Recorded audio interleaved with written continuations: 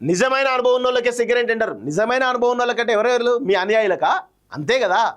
మీ అనుయాయులకు tender ఇప్పించడానికే ఇదంతా జరిగిందా? ABN Andhra Jyothi రాయాల్సిన విషయం ఇంకా సగమే ఆర్టికల్ రాసిండు. పూర్తి ఆర్టికల్ రాయాల్సింది ఇంకా రాయాలి. రేపు వచ్చే సండే మళ్ళీ ఒక ఆర్కే కొత్త పలుకులో రేవంత్ రెడ్డి అనుయాయులకే 9 బ్లాక్స్ టెండర్స్ అని చెప్పి రాస్తే ఇంకా బాగుంటుంది, చాలా అద్భుతంగా ఉంటుంది. సో సింగరేణిలో జరుగుతున్నటువంటి బొగ్గల టెండర్ విషయంలో ప్రభుత్వం స్పష్టంగా ఉందని, నిజమైన అనుభవకులకే ఇస్తుందని సీఎం రేవంత్ రెడ్డి చెప్పారు. నిజమైన అనుభవం అంటే ఎవరికి? కోమటిరెడ్డి వాళ్ళ సుషి హైటెక్ కంపెనీకి ఇవ్వాలనుకుంటే ఇస్తారా? నాకు తెలిసి మీ అన్యాయాలకు ఇప్పడానికి అంతా కథ జరుగుతున్నట్టు తెలుస్తోంది. తమ ప్రభుత్వం అనాపైస అవినీతి కూడా అవకాశం ఇవ్వదని స్పష్టం చేశారు. రాష్ట్ర మంత్రులపై వార్తలు రాసే ముందు తన వివరణ తీసుకోవాలని మీడియాకు విజ్ఞప్తి చేశారు. మీరు దొరుకుతారా? మీరు ఫోన్లో మాట్లాడతారా? ఏంది ఇదంతా జరిగిన విషయం చూస్తా ఉన్నాం. సో ప్రత్యక్షంగా పరోక్షంగా ఈరోజు టెండర్ల గురించి కొన్ని పత్రికలు రాస్తున్నాయి. సింగరేణిలో కుంభకోణం జరిగిందని, బొగ్గంతా మాయమైందని పేర్కొంటున్నాయి. నేను ఆ పత్రికలకు, టీవీలకు, సోషల్ మీడియా వాళ్లకు, ఆ రాజకీయ పార్టీ నాయకులు చెప్పదలుచుకున్నాం. ఈ ప్రభుత్వంలో అవకతవకలు తావులేదు. తప్పుడు ప్రచారం చేయడం ద్వారా అపోహలు కల్పించి మళ్ళీ శుక్రాచార్యుడు, మారిచు సుబాహుడు బలపడడానికి మీరు ప్రత్యక్షంగానో పరోక్షంగానో సహకరిస్తున్నారు. సో ఇలా శుక్రాచార్యుడు రేవంత్ రెడ్డి, ఆయన చెప్తున్నాడు శుక్రాచార్యుడు రేవంత్ రెడ్డి, మారీచుడేమో కోమటిరెడ్డి వెంకటరెడ్డి, సుబాహుడేమో డిప్యూటీ సీఎం. వీళ్ళే కదా, మీకు మీరే చెప్పుకుంటున్నట్టు కనబడతా ఉంది. ప్రత్యక్షంగా పరోక్షంగా సహకరిస్తున్నారట.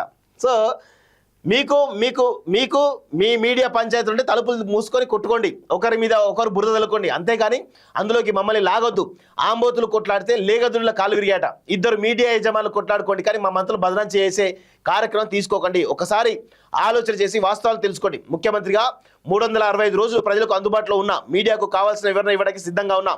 ఏదైనా వార్త టీవీలో, పేపర్లో, సోషల్ మీడియాలో వచ్చినా, నా ఎమ్మెల్యేలు, ఎమ్మెల్సీలు, ఎంపీలు, మంత్రులు ఎవరి మీద ఆరోపణలు వచ్చినా వాళ్ళందరికీ నాయకుడిగా, కుటుంబ పెద్దగా అది నా గౌరవానికి భంగం కలిగిస్తుంది, నా నాయకత్వం పట్ల అపోలో కలిగిస్తుంది. మా మంత్రుల మీద ఏమైనా రాసే ముందు నా వివరణ అడగండి. అందరినీ సమన్వయం చేసుకుని ప్రభుత్వాన్ని నడుపుతున్నట్టు చూస్తూ ఉన్నాం.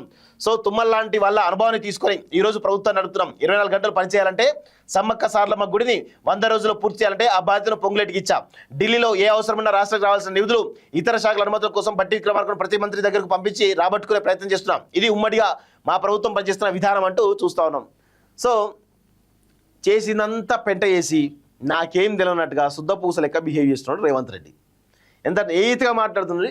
మీరు కొట్టుకొని సావండి, మాకేం సంబంధం, మమ్మల్ని ఎందుకు లేగదూడలాగా మమ్మల్ని ఎందుకు బలి చేస్తున్నారని చెప్పేసి ఏమీ తెలియని అమాయకునిలాగా మాట్లాడుతున్నాడు రేవంత్ రెడ్డి.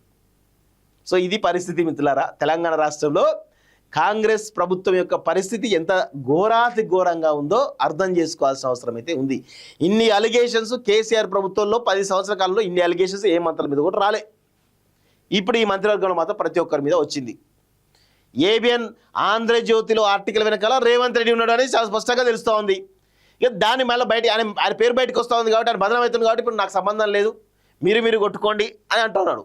ఇప్పుడు నరేంద్ర చౌదరి కానీ, టీవీ5 నాయుడు కానీ, ఏబిఎన్ ఆర్కే కానీ, రేవంత్ రెడ్డి కానీ, వీళ్ళందరూ ఒకతాను బిడ్డలు కదా, వీళ్ళంతా జూబ్లీ సొసైటీ మెంబర్లు కదా, వీళ్ళంతా 30 సంవత్సరాల నుంచి వీళ్ళంతా చేస్తున్న విషయం నిజం కాదా?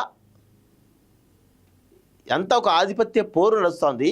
మీ అగ్రకులాల ఆధిపత్య పోరులో బహుజనులు బలి చేస్తూ ఉన్నారు, అంతే, ఏమీ లేదు ఇక్కడ. సో ఇది పరిస్థితి మిత్రులారా.